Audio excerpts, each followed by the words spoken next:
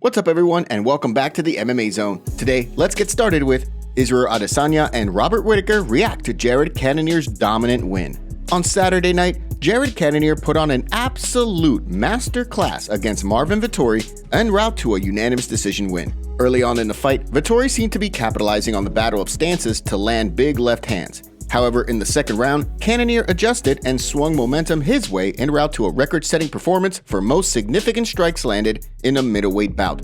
What made Cannonier's performance all the more impressive was the way he was mixing things up throughout the fight. While Vettori has widely been considered a talented wrestler, by the end of the fight, Cannonier was mixing in takedowns with the help of the stand-up threat. While Vettori received praise for his indomitable spirit and granite chin, the MMA community as a whole was left stunned by Cannonier's dominant performance. During the ESPN post-fight show, former middleweight champion Robert Whittaker, who holds a win over Cannonier, spoke about the Killer Gorilla's dominance in the fight, saying, I picked Cannonier to win this fight, right? But I didn't pick this Cannonier. I didn't envision seeing this pressure fighter Cannonier who just crowds and closes that gap. You saw during the fight, Cannonier had a hold of Marvin's hand a lot of the time just because he was that close. I didn't pick him coming out with this approach, but it obviously worked to great effect. Middleweight champion Israel Adesanya, who also holds a win over Cannonier, was quick to take to Twitter to give his reaction to the fight, simply writing, "Bro." Despite the unanimous decision win for Cannonier, reporter Aaron Bronstetter was quick to point out that Judge Sal D'Amato scored the fourth round in favor of Marvin Vettori, which left many fans once again calling for accountability among judges for how they score events. With a victory to his name, Cannonier now has his sights set on working his way back into title contention. When he was asked during the post-fight press conference whether or not he would be interested in a fight with Khamzat Chimaev, he quickly responded by saying he's trying to earn a crack at the title. Given that Khamzat currently is not ranked at middleweight, Cannonier made it clear that he would only be interested in a fight if it were to crown the middleweight #1 contender. After a dominant performance like we saw on Saturday night, who do you want to see Jared Cannonier fight next? Play matchmaker and drop your thoughts in the comments section below. Michael Bisping weighs in on Charles Oliveira versus Islam Makhachev rematch. After a dominant performance at UFC 289, former lightweight champion Charles Oliveira seems destined for a crack at the lightweight title. Following the fight, UFC President Dana White stated that a rematch between Makhachev and Oliveira makes sense, given how dominant Du Bronx looked in his recent win over Beneil Dariush. While he gave no details about when he thinks the fight will take place, the expectation is that the pair will square off in Abu Dhabi at UFC 294 in October. Of course, Oliveira has also notably called Makhachev out for a fight in Brazil, pointing out that the last time the two fought, they competed in Abu Dhabi at the Etihad Arena, where Makhachev was the crowd favorite. During a recent video for his YouTube channel, Hall of Famer Michael Bisping weighed in on the fight, pointing out that he would love to see Oliveira get the win in the rematch so that we could guarantee a trilogy fight between the two, something that Dominance MMA head Ali Abdelaziz was quick to tweet would not happen. When it came down to his prediction for the fight, Bisping concluded that the way Oliveira walks down his opponents is a double-edged sword, and as a result, he is not quite sure who to predict as the winner. So I don't know, it could go down the exact same way, or we could see Anu, we could see Charles Oliveira, and I would love to see that. I mean, I would love to see that because we get a trilogy, and that would just be phenomenal. It really would. How do you think things play out between Oliveira and Makhachev when the two step into the octagon? Will Oliveira prove that he was simply having an off night when the two last fought? Or will Makhachev prove that his reign over the lightweight division is not ending anytime soon? Drop your predictions in the comments section below. Jamahal Hill and Corey Anderson trade barbs. UFC light heavyweight champion Jamahal Hill and Bellator MMA contender Corey Anderson have continued to exchange words as of late. During a recent interview, Anderson claimed that Bellator is some of the best fighters in the world, including fighters at light heavyweight, who could compete with the best of the best in the UFC. That didn't sit too well with Hill, who was quick to fire back in a video for his YouTube channel, shutting down the claims of Bellator having fighters who can compete with the best of the best in the UFC. We've seen UFC fighters go from the UFC and be successful in Bellator. We have yet to see that with a Bellator fighter. The comments sparked a back and forth on Twitter, with Anderson questioning Hill's MMA math as he referenced the time Hill had his arm snapped by Paul Craig, and questioned whether or not the win made Craig the best fighter in the world. At the same time, Anderson referenced his unanimous decision win over Glover Teixeira, who Hill beat to claim the title. Hill responded, referencing Anderson's loss to OSP, who the light heavyweight champion defeated back in 2020. In addition, Sweet Dreams also made it clear that he would beat Anderson in the fight.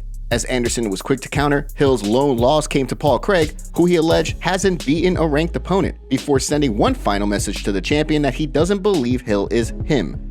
That prompted yet another response from the champ, who pointed out that Craig beat Magomed Ankalaev, who Anderson proclaimed to be one of the best light heavyweights on the planet in the original interview where he took shots at Hill and the UFC light heavyweights. Although a fight between the two is highly unlikely to happen, given that the pair are in different promotions, who do you think would win in a hypothetical fight? Drop your predictions in the comment section below. Before we continue, make sure you give that like button some love, and be sure to subscribe to the MMA Zone for all of the latest news. Old DMs between Islam Makhachev and Dillon Danis surface.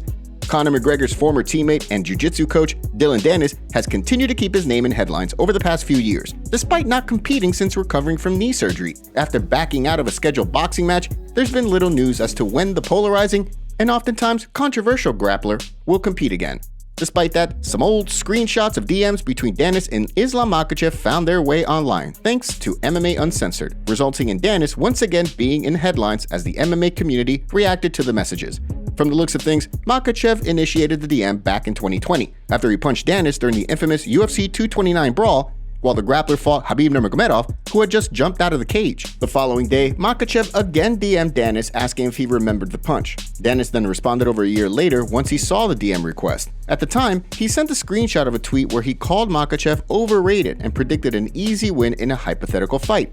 This time, Makhachev simply responded by questioning who cares what Danis has to say. Although the DMs are quite old, it's safe to say that, given the animosity between the two, the feud is likely alive and well. And now for our breaking news story of the day. We have Islam Makhachev calling out Dustin Poirier ahead of his clash with Justin Gaethje at UFC 291. Islam doesn't seem interested in the fight with Charles Oliveira. Instead, he has eyes on Dustin Poirier. Here's what he had to say. Не знаю, Оливейра выиграл. Посмотрим. Я пока не могу точно сказать, будет ли он следующий, но будем ждать сейчас. Подерутся Гейджи и Поирье. Уже UFC решит. А тебе что самому интереснее, Оливейра или победитель пары Гейджи и Поирье? Ну, знаешь, если, конечно, какое-то новое имя, чтобы в списке появилось побежденных, для меня это будет лучше. Но если все сейчас будут говорить, что там я как-то, если Оливейру не поставить, что я как-то там избегал или что-то, ну, я не выбираю этих боев.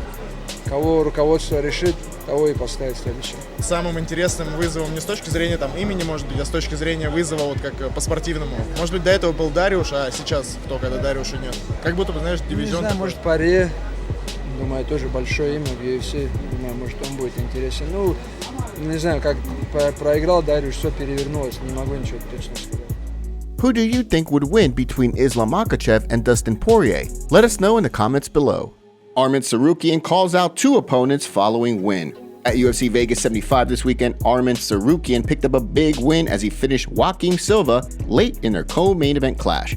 The win marked the second straight for Tsarukyan since dropping a 2022 loss to Mateusz Gamrot, and extended his UFC record to 7-2 while keeping him in the top 10 at 155 pounds. After the win, Tsarukyan was quick to begin working on his next fight, respectfully calling out Beneil Dariush for a clash in Abu Dhabi at UFC 294, while also mentioning Michael Chandler. Yeah, if Dariush can fight in Abu Dhabi in October, definitely I want to fight with him. If not, you know, guys, you know me, I'm gonna fight with everybody, but everybody from like top 5, whatever. Chandler, Dariush, or whatever. But yeah, I think fight with Dariush, it makes sense. Later in the evening, Tsarukyan took to Twitter to call out Michael Chandler again, writing that if Iron Mike believes a fight with Conor McGregor is still happening, then he's quote-unquote as dumb as his fight IQ. So far, it doesn't appear that Chandler has responded to Tsarukyan's comments via Twitter. However, it sounds as though the general sentiment among MMA fans is that a bout between Chandler and McGregor is not going to happen. While McGregor could re-enter the USADA testing pool and the pair could fight in early 2024, there's been little indication that progress has been made in negotiations. Who do you want to see Arman Tsarukyan fight next? Play matchmaker in the comments section below. Thanks for watching the video. Make sure to subscribe and click the notification bell to stay up to date with MMA news every day. Here are the top comments from yesterday's video. I just got into MMA recently and haven't watched Silva live, and if he does have one more fight, I'll be happy to be able to see him live instead of rewatching his old fights like I've done before. That woman should have the same jail time and payment given to Conor when he's found innocent. Gold diggers like her need to be made an example of. I didn't realize that the woman accusing McGregor was a fat lady. I didn't believe the allegations anyway, but it's just ridiculous now. Did Chris Weidman forget about Anderson Silva defending the middleweight belt 11 times in a row? Laughing my ass off. And those were the top comments from yesterday's video. If you want to be featured on our next video, make sure to leave a comment and don't forget to check out yesterday's video in case you missed it.